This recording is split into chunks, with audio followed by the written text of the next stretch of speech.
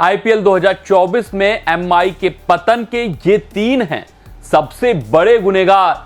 अपने घटिया प्रदर्शन के कारण इन तीनों ने आईपीएल 2024 के प्लेऑफ के रेस से एमआई को बाहर कर डाला। जी हां, बात करें मुंबई इंडियंस की तो बहुत ही घटिया प्रदर्शन आईपीएल 2024 में है। 2 मुकाबले वो मात्र अपने खेले गए 6 मुकाबले में जीते हैं, 4 में हार का सामना करना पड़ा है और वो जो 2 मुकाबले में जीत आई है वो वानखेड़े स्टेडियम पर आई है। और उससे भी बड़ी बात और खास बात, एक मुकाबले में जो जीत रही है वो आरसीबी के खिलाफ और एक मुकाबले में उन्होंने दिल्ली कैपिटल्स को रौंदा है। तो आप समझ सकते हैं कि जो पॉइंट्स टेबल में सबसे बॉटम की टीमें हैं, सिर्फ और सिर्फ उनको मात देने में कामयाब एमआई टीम हुई है। और अगर हम उनके टीम की बात करें ऑन द पेपर, तो उनसे मजबूत, उनसे सुदृढ़, उनसे भयावह टीम किसी की भी नहीं है। जिस टीम में हार्दिक हो, जिस टीम में टिम डेविड हो, जिस टीम में रोहित शर्मा जैसा होनहार बल्लेबाज हो, ईशान किशन हो, तिलक वर्मा हो, सूर्या भाऊ हो, उसके बाद जसप्रीत बुमराह हो, वो टीम इस तरीके का प्रदर्शन करे, ये सोच से परे बात है। लेकिन ऐसा प्रदर्शन आ रहा है। प्रदर्शन 3 गुनहगारों के कारण आ रहा है, जिसके ऊपर हम चर्चा करने वाले हैं। लगभग अब एमआई टीम प्लेऑफ की रेस से बाहर हो चुकी है, क्योंकि 7 मुकाबले कम से कम आपको जीतने होते हैं। 4 आप हार चुके हैं, 3 और 4 मुकाबले हारेंगे तो फिर आपका काम तमाम है। और वो दिख रहा है, क्योंकि आपकी टीम बहुत ही डाउन ट्रेंड कर रही है। कुछ खिलाड़ियों के ऊपर बहुत ज्यादा निर्भरता दिख रही है, जैसे कि तेज गेंदबाजी विभाग में सिर्फ और सिर्फ बुमराह के ऊपर निर्भरता। फिर उसके बाद अगर बात करें हम बल्लेबाजी में, तो सूर्या भाऊ के ऊपर निर्भरता है। सूर्या भाऊ चले तभी इस टीम का कल्याण होने वाला है, अन्यथा चाहे रोहित शतक मार लें, चाहे ईशान शतक मार लें, चाहे हार्दिक शतक मार लें, चाहे डेविड के बल्ले से आग निकल जाए, उससे कुछ फर्क नहीं पड़ता है। क्योंकि सूर्या भाऊ अलग ही खिलाड़ी हैं। वो 30 गेंदों पे शतक ठोकते हैं, वो 60-66 गेंदें नहीं लेते हैं शतक ठोकने में।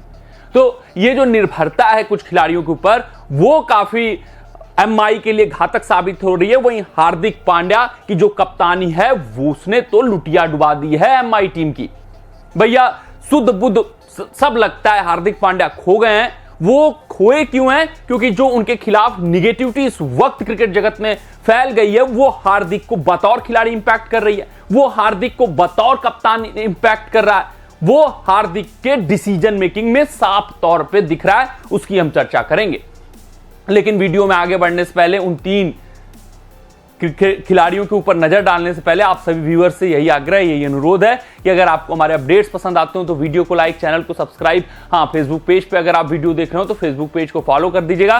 कमेंट सेक्शन में कमेंट डाल दीजिएगा कि एमआई के इस पतन का सबसे बड़ा गुनहगार है कौन। ये आपके स्क्रीन पर है हार्दिक पांड्या एज एक्सपेक्टेड।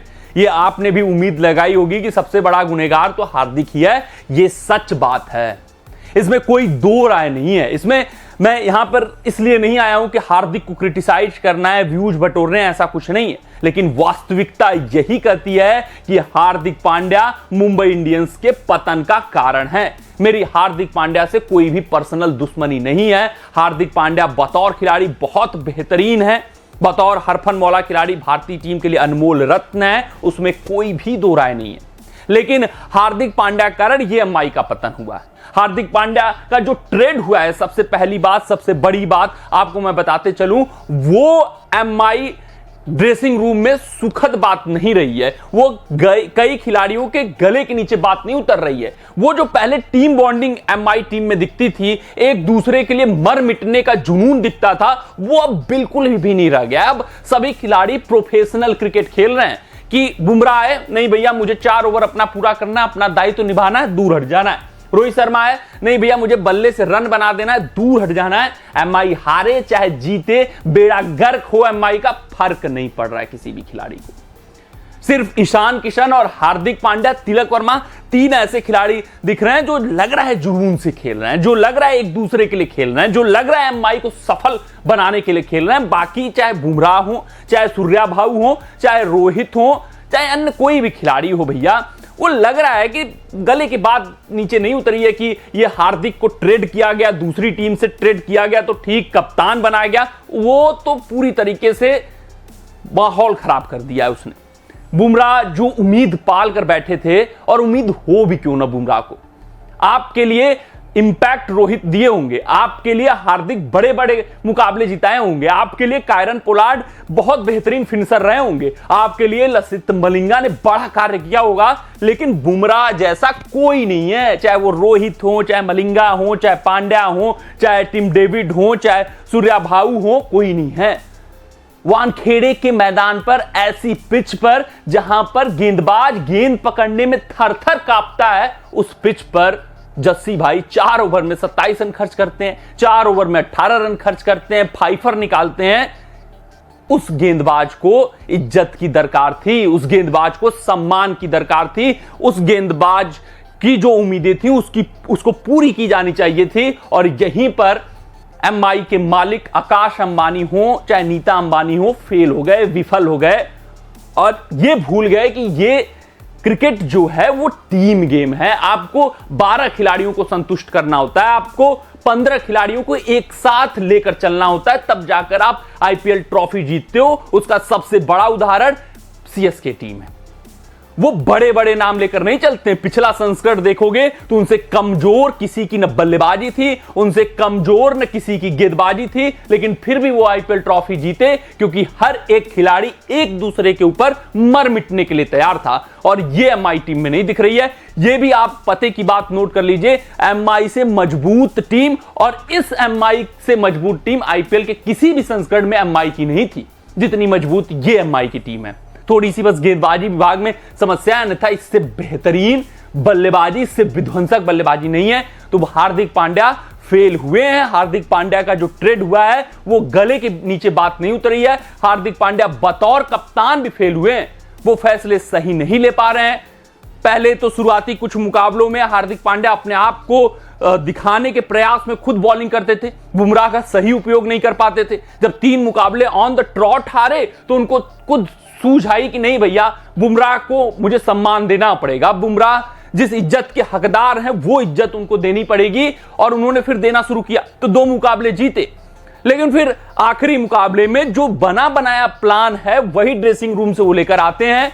और ये जो अभी तक डींगे हाँकते रहते थे कि हार्दिक पांड्या बहुत बेहतर कप्तान, हार्दिक पांड्या धोनी की बराबरी कर रहे हैं कप्तानी में, ऐसा कुछ नहीं दिखता है। वो बने बनाए प्लान पर आते हैं, वो स्टिक करते हैं, वो गेम के माहौल के हिसाब से, सिचुएशन के हिसाब से कोई भी फैसला लेते नहीं हुए दिखते हैं। और कल के मुकाबले में वो बात साबित हो गई जब आप श्रेयस गोपाल को पूरे मुकाबले से हटा देते हैं, आप मोहम्मद नबी को पूरे मुकाबले से हटा देते हैं, क्योंकि ड्रेसिंग रूम में डिस्कस हो गया था कि शिवम दुबे और ऋतुराज गायकवाड़ के खिलाफ स्पिन नहीं लगाना है। लेकिन कभी कभी दरकार होती है, जरूरत होती है गेम के पेस को स्लो करने की। वहां पर जरूरत थी, दरकार थी श्रेयस गोपाल से 1-2 ओवर निकलवाने की, वहां पर चूक हो गई, जिस कारण से 20वें ओवर में मजबूरीवश उनको आना था। या फिर वो रोमारियो सेफर्ड को लगाते या फिर आकाश माधवाल को लगाते, जो भी आता वो पिटता, उसमें कोई दो राय नहीं थी।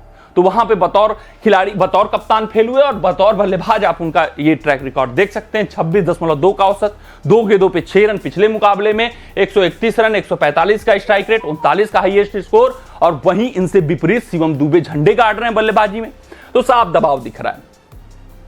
ये जो उनका क्रिटिसाइज हो रहा है वो साफ झलक रहा है। 6 मुकाबले गेंदबाजी में 132 रन खर्चा है, 44 का औसत, 12 का इकोनॉमी रेट। मतलब बतौर हरफन मौला खिलाड़ी भी ये फेल हुए हैं। मुंबई इंडियंस के लिए अच्छी खबर नहीं आई है, इनको ट्रेड करने का कोई फायदा नहीं हुआ है। ऊपर से ड्रेसिंग रूम का पूरी तरीके से माहौल खराब हो गया है, फैंस का विश्वास एमआई से खत्म हो गया है। और जो एमआई के प्रशंसक हैं वो खुद एमआई को हराते हुए नजर आ रहे हैं। वो खुश हैं कि एमआई हार गई, बहुत अच्छा हुआ, रोहित ने शतक मार दिया, भैया उसी के लिए हम आए थे, एमआई हारे चाहे जीते, बेड़ा गर्क हो, कोई फर्क नहीं पड़ता। ये सिचुएशन आ गया है। अगर हम बात करें दूसरे खिलाड़ी की तो वो है ईशान किशन। गुरु, इनका बल्ला शांत है। हालांकि कुछ मुकाबलों में जरूर रन बने, लेकिन वो जो रन आए थे वो आरसीबी के खिलाफ। कहां पर आए थे? वानखेड़े के पिच पर। और आरसीबी के खिलाफ, जो पहली सी थकी टीम लग रही है, उसके खिलाफ आप रन बनाकर शेर नहीं बनते।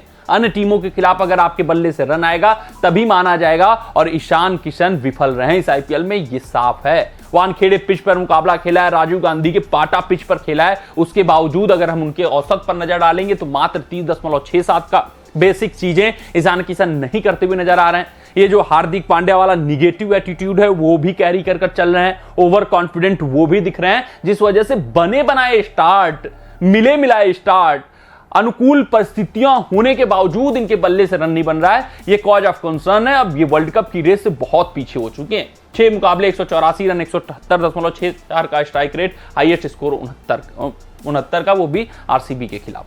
तीसरे गुनेगार आपकी स्क्रीन पे नाम है कोएटजे। बहुत उम्मीदों से, बहुत आशाओं से इनको अपनी टीम में लिया गया था। वर्ल्ड कप में इनका शानदार प्रदर्शन आया था। हाँ, कुछ मुकाबलों में जरूर ये विकेट्स निकाले, खासकर शुरुआती मुकाबलों में, लेकिन उसके बाद बिल्कुल ही साधारण गेंदबाज दिखे हैं। ऐसे गेंदबाज जिसको आसानी से बल्लेबाज चौके छक्के मार ले रहा हो।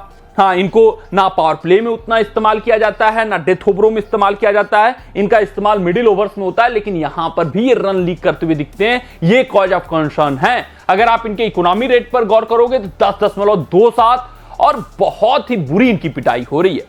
कोई इंपैक्ट नहीं डाल पा रहे हैं कोएटजे। सिर्फ एमआई की तरफ से एक गेंदबाज इंपैक्ट डाल पा रहा है, वो बुमराह हैं। उसके अलावा कोई 11 के रन रेट इकोनॉमी रेट से खर्च कर रहा है, कोई 12 के, कोई 13 के, किसी के ऊपर कंट्रोल कुछ भी नहीं है। 9 विकेट निकाला हुआ है 6 मुकाबलों में, 25.67 का। ये जो 4 या 3 विकेट थे वो गुजरात टाइटंस के खिलाफ पहले मुकाबले में आ गए थे। उसके अलावा इनकी खूब पिटाई हो रही है, कोई इंपैक्ट नहीं आ रहा है, जमकर रन लुटाए जा रहे हैं। और उसका खामियाजा ये है कि एमआई टीम खेले गए 6 मुकाबलों में 4 हार चुकी है, 2 जीती हुई है और बहुत से बद से बदतर प्रदर्शन होता जा रहा है। तो ये 3 बड़े गुनहगार हैं, 3 बड़े नाम हैं जो बिल्कुल फीका प्रदर्शन करते हुए नजर आ रहे हैं। और एमआई का जो हसर हुआ और आईपीएल 2024 के प्लेऑफ के रेस से वो लगभग बाहर से हो गए, उनके ये जिम्मेदार हैं। कमेंट सेक्शन में कमेंट डाल दीजिएगा कि आपके हिसाब से सबसे बड़ा जिम्मेदार, सबसे बड़ा गुनहगार खिलाड़ी कौन है। मिलते हैं अगली रिपोर्ट में, तब तक आप अपना ध्यान दें, सुरक्षित रहें, स्वस्थ रहें, मस्त रहें। जय हिंद, जय भारत। अगर ये वीडियो आपको पसंद आया हो तो इसे लाइक और शेयर करें और क्रिकेट से जुड़ी अन्य जानकारियों के लिए हमारे चैनल को सब्सक्राइब करना ना भूलें।